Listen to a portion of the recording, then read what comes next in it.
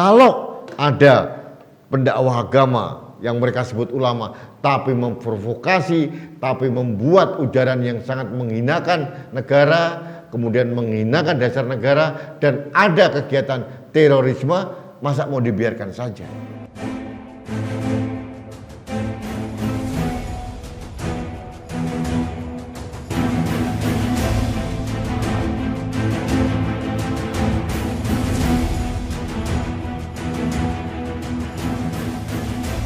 Asal mula negeri kita, Pasaknya dibangun ulama dan aulia, pilarnya ditopang kiai dan santrinya. atapnya disangga oleh cendekia. Tapi detik ini semua telah berbeda. Ulama-ulama jadi tersangka, Kiai dan santri diintai gerak-geriknya. pendapat cendekia tak lagi diterima.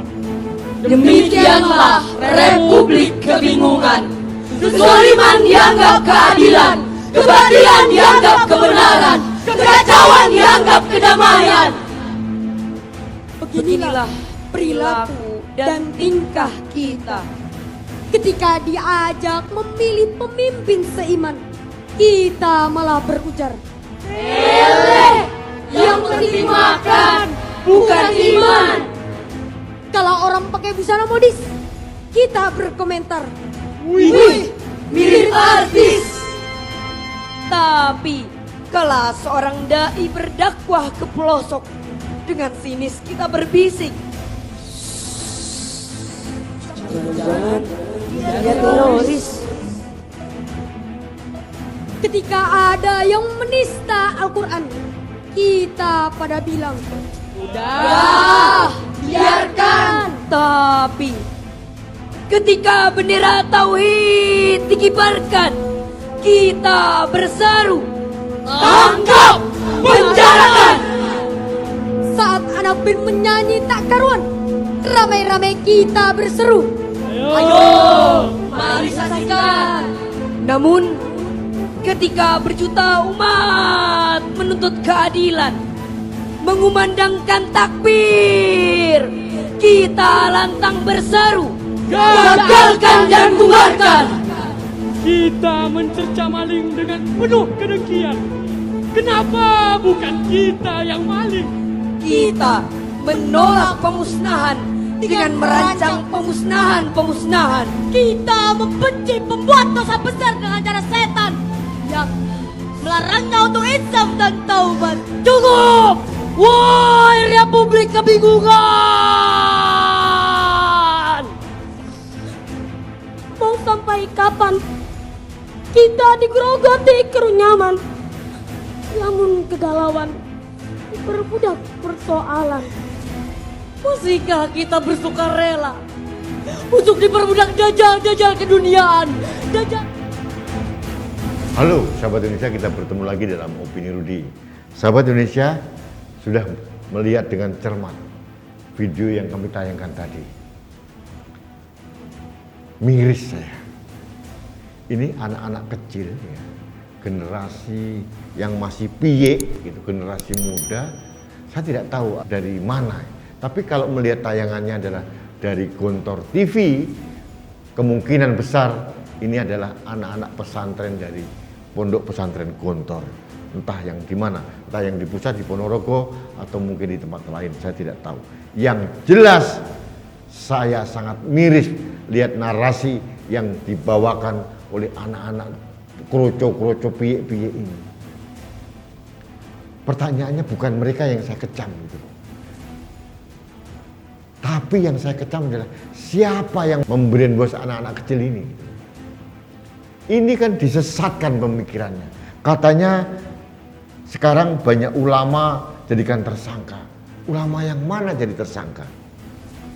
Kalau ada pendakwah agama yang mereka sebut ulama, tapi memprovokasi, tapi membuat ujaran yang sangat menghinakan negara, kemudian menghinakan dasar negara, dan ada kegiatan terorisme, masa mau dibiarkan saja? Ulama-ulama besar seperti Habib Lutfi, seperti Mustafa Bisri, Quraisy Shihab, kemudian Nasaruddin Umar, aman-aman saja, tidak pernah disentuh. Jangan mengebiah uyah seolah-olah negara ini zolim terhadap ulama. Ini bahaya. Dan ini saya mengutuk keras orang-orang yang membrainwash bibit-bibit muda di pesantren Gontor ini. Yang kedua, katanya pendakwah agama banyak yang di mata-mata. Yang mana? Kalau pendakwah agama yang menyesatkan, yang menghina presiden, kemudian membuat hoax, membuat ujaran palsu, menyesatkan, menghina, memfitnah, menyebarkan kebohongan, harus kita diamkan. Ini bahaya. Kemudian kaum cendekia yang katanya tidak diperhatikan oleh negara. Sahabat Indonesia, jujur aja saya prihatin dengan adanya sinetron kadal burik ini, anak-anak muda ini yang judulnya Bait Negeri Kebingungan katanya. Ini bahaya. Kalau SDM di pesantren otaknya dicuci bersih kayak begini, ini bahaya. Ini bibit-bibit intoleransi. Seperti kita tahu, kalau intoleransi ini berkembang, dia bisa menjadi radikal. Dan menurut saya mereka sudah radikal ini. Kenapa? Sudah mengecam pemerintah, mengecam negara, dan sudah mempunyai pemahaman seolah-olah ulama dikriminalisasi gitu. Ini kan bahaya. Sudah radikal mereka. Dan radikalisme ini kalau dibiarkan ujungnya menjadi terorisme. Sahabat Indonesia, ini bahaya. Yang kita harapkan itu adalah pesantren Gontor. Itu pesantren yang maha hebat. Saya sangat bangga dengan rekam jejak pesantren Gontor sebetulnya.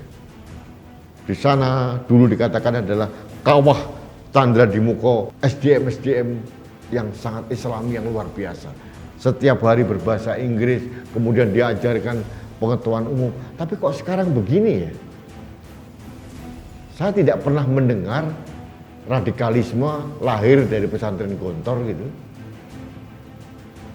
Tapi kok saya ragu-ragu. Siapa yang membrainwash mereka ini? Siapa yang mencuci otak generasi-generasi muda ini? Dan manakala generasi muda yang belum tahu apa-apa kemudian dijejali dengan informasi palsu seperti yang dinarasikan ini, apa jadinya generasi kita? Anak-anak ini 20 tahun lagi, 25 tahun lagi akan menjadi pengendali bangsa ini. Kalau pemikirannya, mindsetnya sudah dirusak oleh orang-orang yang menyesatkan, ini berbahaya. Untuk itu saya mohon kepada pemerintah, kepada negara untuk aware.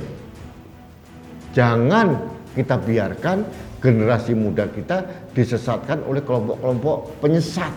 Mereka sangat berbahaya. Dan mereka ini kalau kita biarkan terus, ini akan berkembang menjadi politik identitas. Bangsa ini tidak akan pernah maju kalau kita tetap berkutat pada politik identitas. Seperti contoh tadi, ada pemimpin harus seiman. Ini kan seolah-olah kasus di Pilgub DKI Jakarta kemarin ya. Dan ini dibawa-bawa terus oleh kelompok-kelompok kadrun ini. Ini perusak otak generasi muda ini. Ini kuncinya, bukan anak-anak ini. Anak ini hanya pion. Tapi yang paling penting ini loh, masternya di belakang layar yang menyesatkan mereka ini. Ini yang berbahaya. Dan kami mohon pemerintah harus tegas bergerak. Jangan kita biarkan generasi muda kita dicuci otaknya oleh orang-orang yang mempunyai agenda tertentu. Sahabat Indonesia, berkaca dari kasus Afghanistan yang sekarang dikuasai oleh kaum Islam Puritan, kaum Islam radikalis, jangan sampai itu terjadi di Republik ini. Dan kalau tadi yang di video tadi, generasi muda itu kita biarkan begitu saja, bukan tidak mungkin akan menjelma menjadi Islam-Islam Puritan atau Islam-Islam radikalis. Ini berbahaya. Dan majelis ulama harus bergerak cepat. Nah, pemerintah dalam hal ini yang membawai pesantren, Kementerian Agama, MUI harus bertindak. Jangan sampai hal seperti ini terjadi di mana-mana. Jangan sampai terjadi secara sistemik dan masif perusakan atau pencucian otak generasi muda Indonesia. Mereka tunas bangsa. Mereka adalah harapan kita untuk membawa keberagaman Indonesia ini sampai kapanpun. Jangan biarkan Indonesia dijadikan negeri yang seragam. Jangan. Keindahan Indonesia adalah keindahan karena keberagaman. Ada Bhinneka Tunggal Ika, ada Pancasila.